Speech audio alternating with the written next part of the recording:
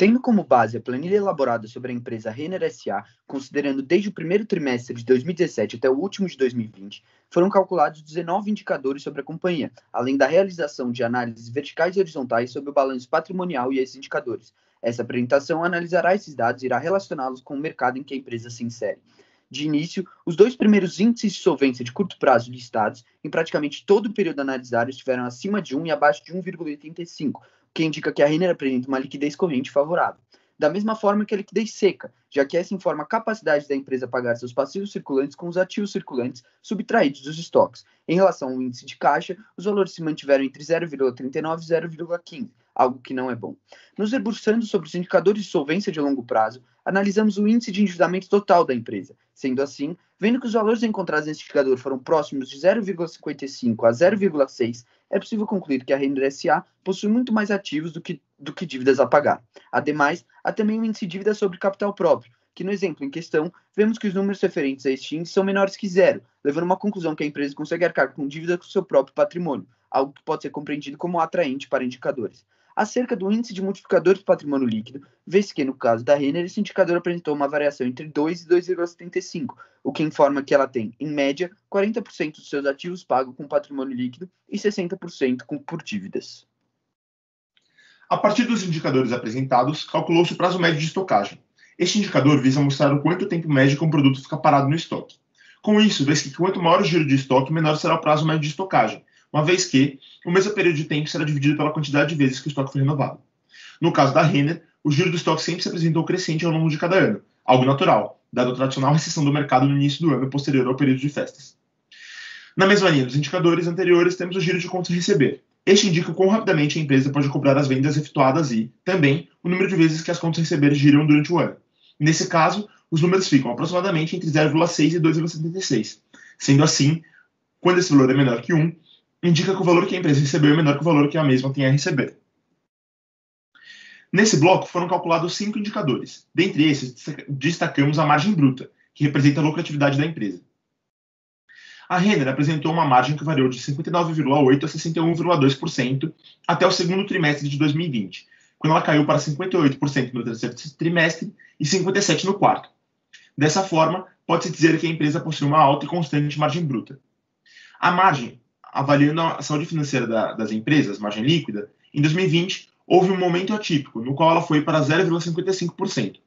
Porém, no próximo trimestre, se recuperou e teve um crescimento enorme, atingindo 30%, valor que não se repetiu nos períodos seguintes, que tiveram valores reduzidos pela metade em relação a esse salto. A Renner possui uma margem líquida alta para uma empresa de seu setor de vendas de alto volume, mantendo isso constante. Acerca do retorno sobre os ativos da empresa, um importante índice de rentabilidade, entre 2017 e 2020, o indicador inicia o ano em média em 1% e termina por volta de 10%. Por fim, foi calculado o retorno sobre o patrimônio líquido, indicador de rentabilidade que mostra o quão eficiente é uma empresa na geração de lucro a partir de seus recursos. Este também apresenta a tendência de iniciar o ano com valores baixos, em média 0,3%, para evoluir ao longo do ano e atingir um patamar que gira em torno de 22% a 25%.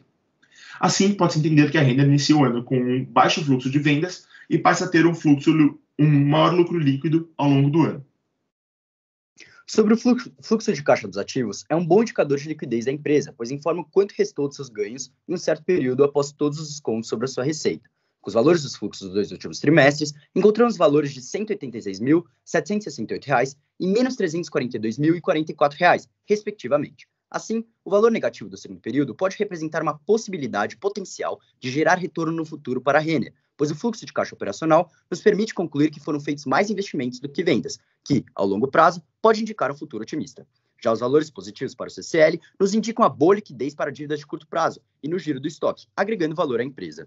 Acerca do fluxo de caixa dos credores, ambos negativos, menos R$ 37.594 para o primeiro exercício e menos R$ 211.419 para o segundo, assume-se que os juros são inferiores à variação da dívida, sendo ainda mais acentuada no segundo exercício analisado. Deste modo, conclui-se que a empresa não gerou retornos para esses credores nesse período, podendo ainda ter que desembolsar mais capital para seu desenvolvimento. Sobre o fluxo de caixa dos acionistas, foram calculados 2 valores positivos para o terceiro e quarto trimestre de 2020. O primeiro exercício mostra ser elevado em relação ao segundo, evidenciando grande diferença entre os dividendos. Isso nos indica que houve bom retorno para os acionistas no terceiro trimestre, mas foi inferior no trimestre seguinte, com variação de R$ 824.944 na reserva de lucro, E mesmo que o lucro líquido tenha sido maior no último trimestre, devido ao aumento nas atividades de consumo, pode ser que a empresa tenha decidido aumentar a retenção desses lucros, já visando o retrocesso do quadro da Covid-19 no Brasil, o que aconteceu nos meses seguintes. Para o cálculo dos fluxos de caixa analisados, foi selecionada a 11ª emissão de debêntures da empresa, que apresentou divisão em 2 séries específicas no exercício de 2020. Para essa parte da análise, tendo como base as demonstrações do ano de 2020, foi calculada a taxa do crescimento máximo da empresa, partindo da premissa de que a empresa não deseja emitir ações e opte por manter constante a relação dívida sobre capital próprio. Dessa forma, foi necessário definir o ROI e o índice de payout utilizados nos cálculos. Tendo o ROI obtido a partir da decomposição de Dupont, calculou-se o índice de payout para que a taxa de crescimento máxima sustentável fosse calculada com exatidão, por meio da razão de dividendos por lucro. Sabendo que a taxa de retenção é o resultado da subtração de 1 menos o índice de payout, conseguimos calcular a taxa de crescimento sustentável, que resultou em aproximadamente 18,34%. Dessa forma, considerando então a taxa de crescimento sustentável calculada, projetou-se o cálculo da NAF. A maioria dos valores da DRE, da DFC e o balanço patrimonial foram reajustados, de modo que todos os seus respectivos valores foram multiplicados pela taxa de 18,34%. Assim, o valor encontrado como necessidade de aporte financeiro foi de R$ 1.008.739.000, para que então seja alcançado o crescimento desejado. Tendo levado em conta toda a análise feita até o momento, foi possível chegar a algumas conclusões. A Renner é uma empresa que teve um crescimento de receita de 432,5% nos últimos 4 anos, sendo que todos os anos teve variações positivas. Essa geração maior de receita se reflete na percepção de investidores sobre a empresa, já que o valor de mercado sobre o valor contábil da companhia é maior do que 1, mostrando o otimismo do mercado. Essa boa visão da Renner também está ligada ao fato de que ela possui vantagens sobre suas concorrentes. Por exemplo, o ROI dela é de 19,9%, muito superior aos 3,43% da Hering e menos 2,9% da Lojas Marisa. Além disso, outros indicadores como o giro do ativo total e a margem líquida da Renner são melhores que de suas concorrências, reforçando a ideia de que a companhia apresenta bons resultados. Por fim, em 2020, a Renner teve resultados muito consistentes com a retomada da sua economia, demonstrando que ela teve uma boa adaptação a esse momento de adversidades. Portanto, tendo em vista essas informações e análise feita, chega à conclusão de que as ações da LREN3 apresentam características atrativas para o investidor e dessa forma recomendamos a sua compra. Segue a seguir as referências utilizadas durante o trabalho.